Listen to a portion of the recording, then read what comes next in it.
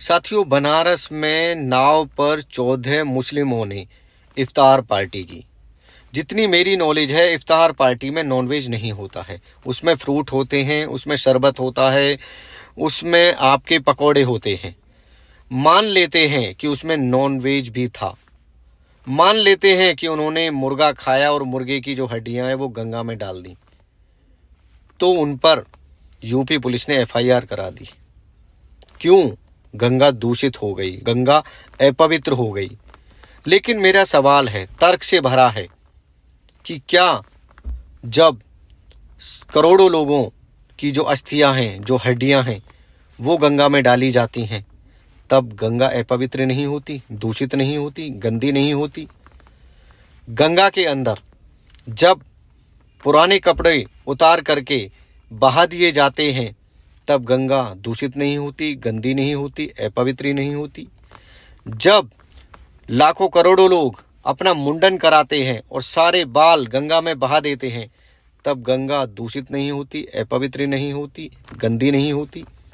और सबसे बड़ी बात है, जिन जिन शहरों से गंगा गुजर रही है, उन शहरों की जितनी भी गंदगी है, मल मूत्र है, वो सब गंगा में जा रहा है।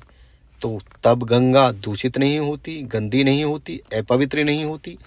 हकीकत ये है कि ये जो 14 मुस्लिम युवा हैं, इनके खिलाफ एफआईआर दर्ज करके एक माहौल और एक पैनिक क्रिएट किया जा रहा है, ताकि बीजेपी इसका फायदा ले सके। बीजेपी 2014 से शुरुआत से ही मुस्लिमों को एक विलन के तौर पर खड़ा करती है, नफरत पैदा करती है, हिंदुओं को जगाने का काम करती है और फिर सत्ता तक पहुंचने का रास्ता बनाती है। लेकिन यह जो रास्ता है, ये देश की एकता के लिए खतरनाक है, देश के लोकतंत्र के लिए खतरनाक है, देश के कानून के लिए खतरनाक है। कानून सबके लिए बराबर है। जब और हड्डी मुर्गे की नहीं डलेंगी, तो फिर इंसान की भी नहीं डलनी चाहिए, मलमूत्र भी नहीं डलना चाहिए। फिर ध्यान रखा जाए कि हर नदी की पवित्रता और सुंदरता और उसे साफ रखा जाए। क्यों? क्या मुसलमान इस देश के नागरिक नहीं हैं? क्या वो इंसान नहीं है? क्या जो नदी है वो किसी खास धर्म की है? नदियां भारत की हैं और भारत के जो लोग हैं उन सब की हैं।